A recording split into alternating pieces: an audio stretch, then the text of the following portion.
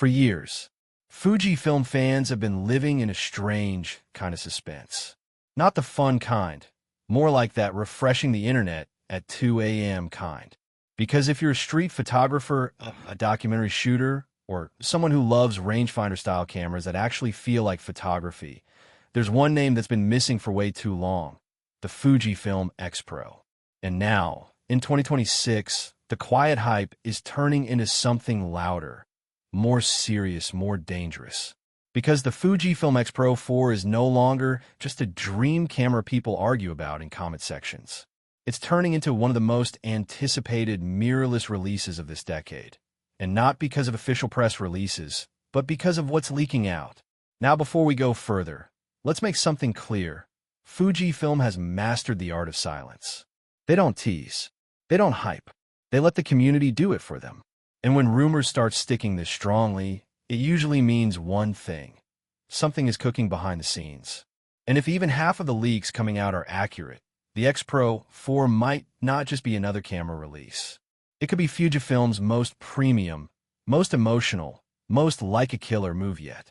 So let's talk about what we think we know, what insiders are hinting at, what features could make this camera legendary, and why 2026 might finally be the year Fujifilm brings the X-Pro line back to life. Because if you've been waiting for a camera that feels like a classic rangefinder but performs like a modern flagship, the X-Pro 4 could be that camera. And the scariest part? It might be arriving sooner than people think. Let's rewind for a second. The Fujifilm X-Pro 3 dropped back in 2019. And it wasn't just a camera, it was a statement.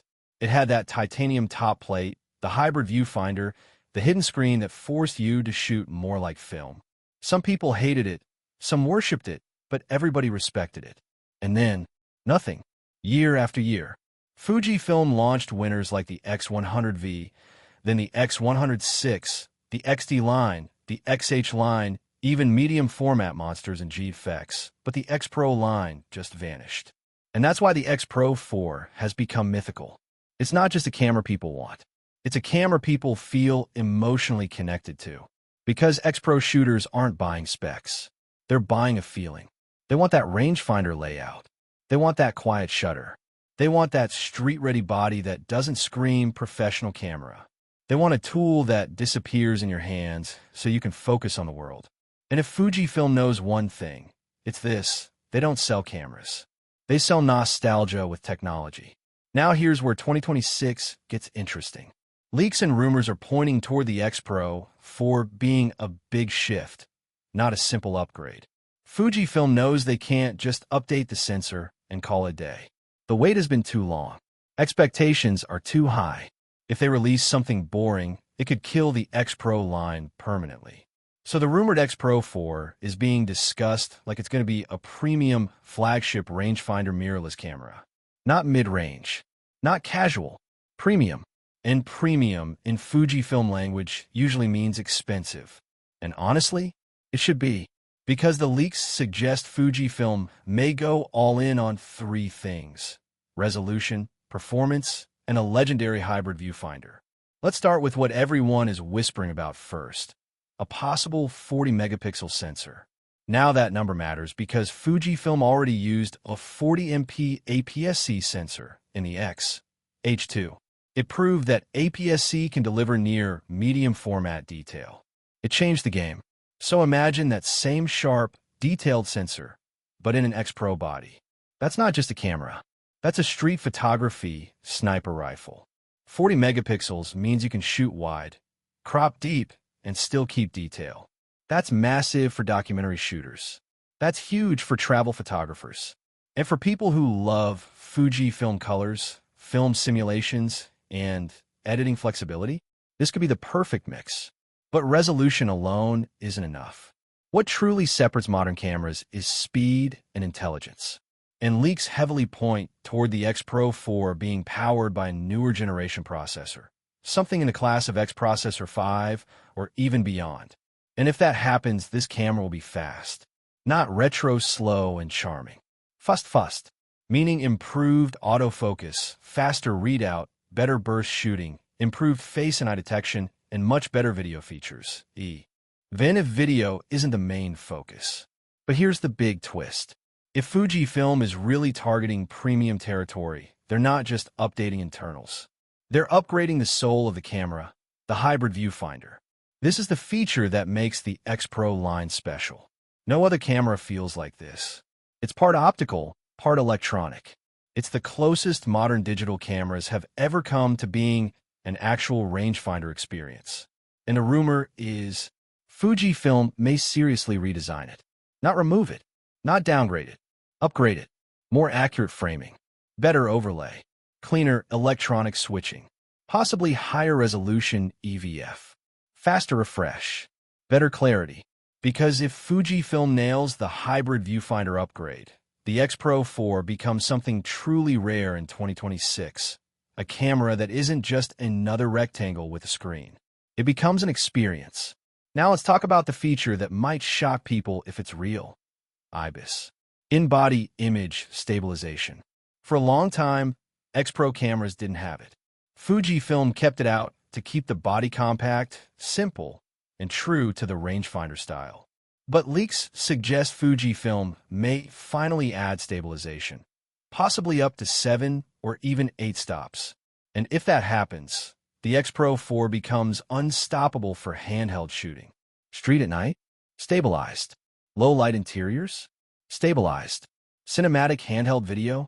Stabilized. Tiny prime lens shooting without worry? Stabilized. That's huge, because Fujifilm's prime lenses are legendary.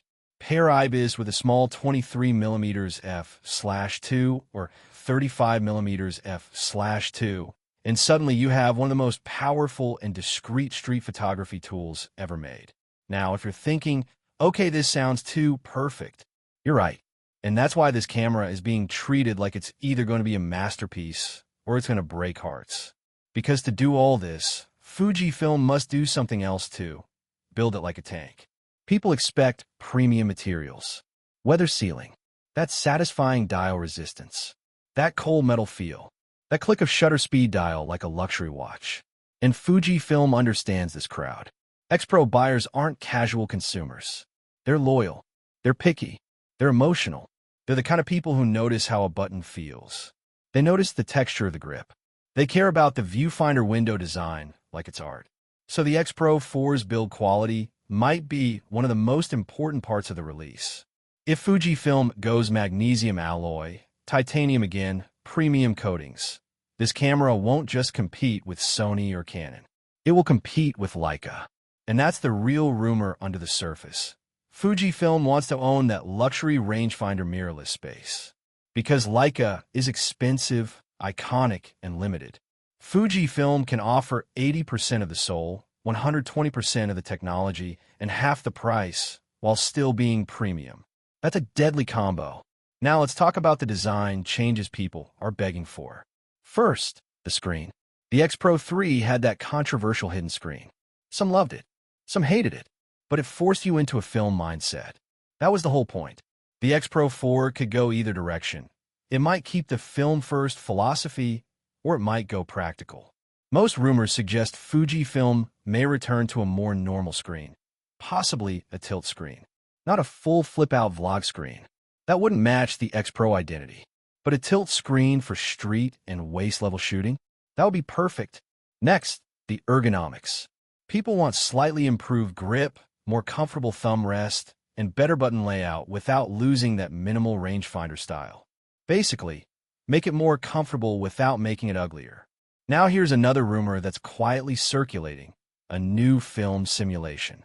If Fujifilm releases the X-Pro 4, it's almost guaranteed they'll launch it with something exclusive.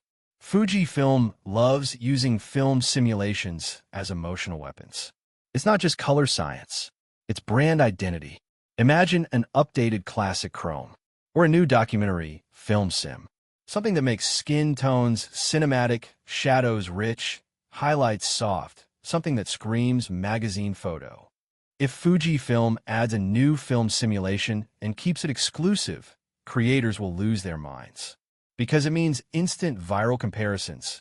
X-Pro 4 versus X106, Leica versus Fuji, new film sim tests, street photography POV videos. It would trend. Now, let's address the big question everyone asks. When is it coming? That's the part nobody knows with certainty. But here's the logic. Fujifilm has acknowledged interest in an X-Pro successor in different ways, and 2026 has become a major speculation year because the wait has become almost absurd. If Fujifilm releases it too late, the hype becomes frustration. If they release it too early, it risks supply issues and rush design. But there's a reason people believe 2026 is a sweet spot. Because the camera market is shifting again. Sony dominates specs, Canon dominates lenses, Nikon is building cinema momentum. But Fujifilm dominates culture. They dominate the vibe. And the X-Pro 4 is their cultural weapon. It's the camera that makes photographers feel like photographers again. And that matters more than 8K sometimes. Now imagine the X-Pro 4 drops with 40MP sensor, new processor, improved hybrid viewfinder, IBIS, premium build, new film simulation. That's not a camera. That's Fujifilm reminding the world why they're special.